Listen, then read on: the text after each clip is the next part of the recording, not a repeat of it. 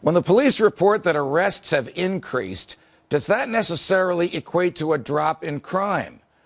Do police in major U.S. cities arrest people on flimsy evidence that they know from their experience will never hold up in court just to meet a quota imposed upon them by police brass? Some cities have actually unleashed orders to cops to engage in massive arrests for very petty crimes, believing that an atmosphere of arresting police in a given neighborhood will instill a reduction in that neighborhood of serious crimes.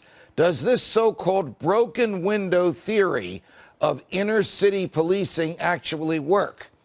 And when the police do report crime statistics, can we believe them?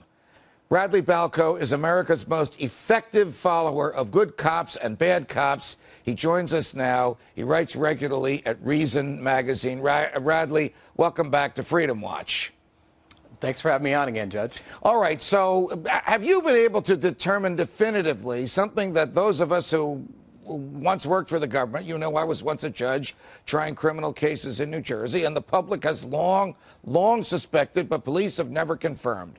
Do the police in major cities, or don't the police in major cities, have quotas? That is, numbers of arrests or tickets or summonses that they have to meet each and every month? Well, I don't think you can say definitively that there's a blanket policy in cities across the country, but there certainly seems to be a lot of anecdotal evidence. What we just saw in New York, actually, a police officer last month came forward and said that there were specific quotas, that sort of the rank and file cops at NYPD were expected to arrest to stop and question at least 25 people a month and issue them some sort of citation and make it at least one arrest a month. Now, that's just one officer, but the ABC affiliate in New York actually got a hold of a recording where a police supervisor actually refers to this 25 and 1 policy.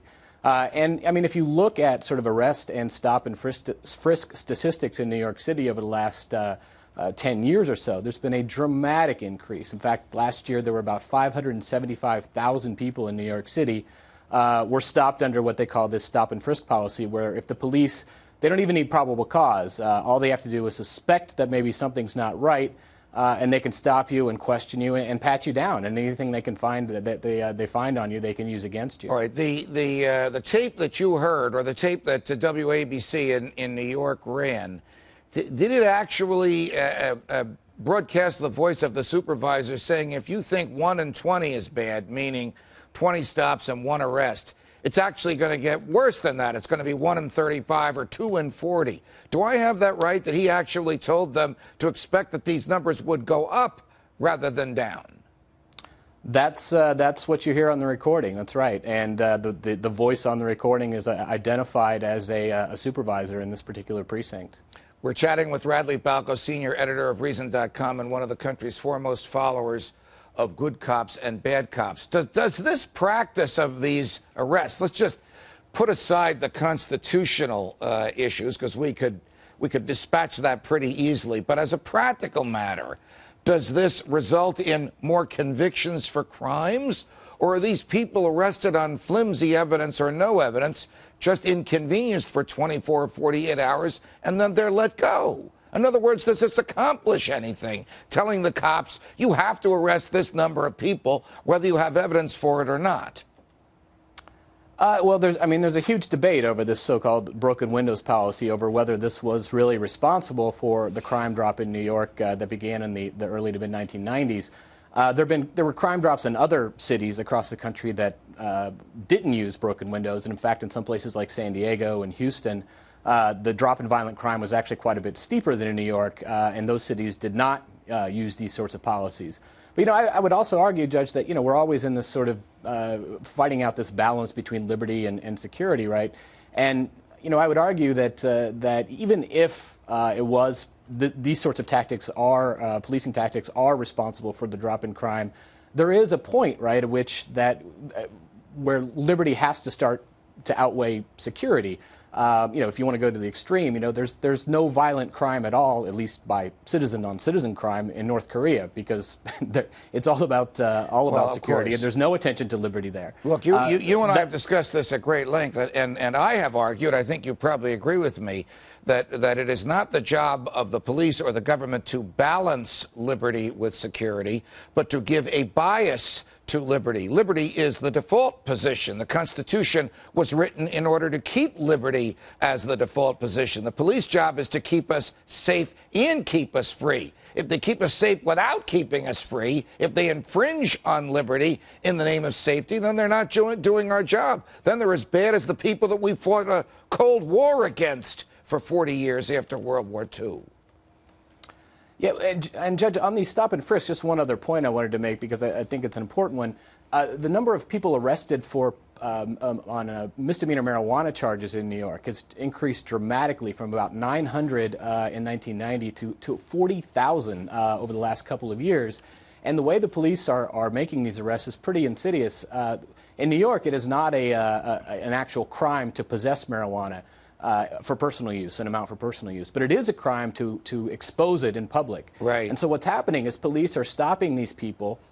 They're telling them ordering them to empty their pockets, and then once they take a small bag, a personal use amount of marijuana out of their pocket and show it to the police officer because they've been ordered to, they're then arrested for displaying the marijuana in public.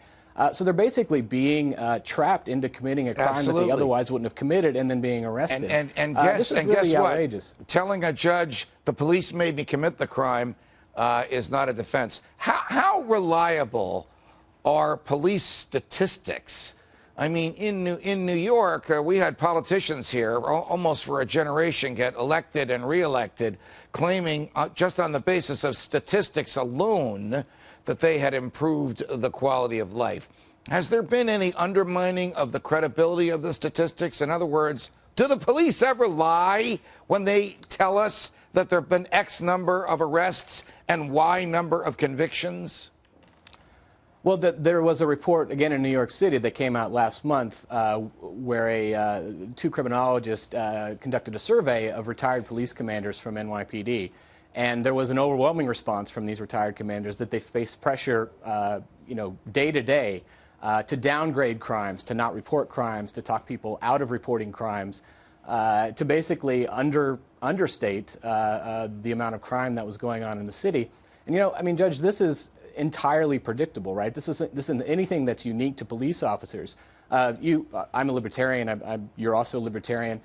We share a lot of views with conservatives, but one thing that I think conservatives really don't quite get is conservatives sort of understand the problems of bureaucracy and the problems of public choice and turf wars and so forth when we're talking about, say, an EPA regulator or an FDA regulator. But conservatives tend to defer to law enforcement on these issues, and they sort of think that these bureaucratic problems disappear when we're talking about police or prosecutors' offices. In fact, the problems are there, and given the power that law enforcement officials have, a much more sort of direct, immediate kind of power, I think they actually deserve even more scrutiny. And as we saw in this report in New York, and if you watch the HBO series The Wire, these sorts of problems are played out in great detail. Well, people have the right to know. People have the right to know the truth. I mean, when the government lies to us, and we're in a society where we expect the government to lie, and then we base our political choices on those lies, we're making a false choice. We're reelecting a politician on the basis of lies that the police who have worked for the politician, or lies on the basis that the politician has relied on, rather than knowing the truth and having the information available to make free choices. So government lying is a serious problem, whether it is at the EPA, the Environmental Protection Administration level, or at the NYPD, I'm not pick on them, or any major city's police department. Yeah, and if you put the two sort of stories that we talked about today side by side, what you have then is a situation at NYPD where the police department is underreporting actual crimes that have actual victims, and then they're sending their officers out to pat people down and make these sort of false arrests and actually create crimes that are consensual crimes that don't have victims, and that's I would argue that's really not a formula for safe cities. It's a formula for power and for keeping people under control. Radley Balko from Reason Magazine and Reason.com. It's a pleasure. Thanks for joining us. Thanks again, Judge.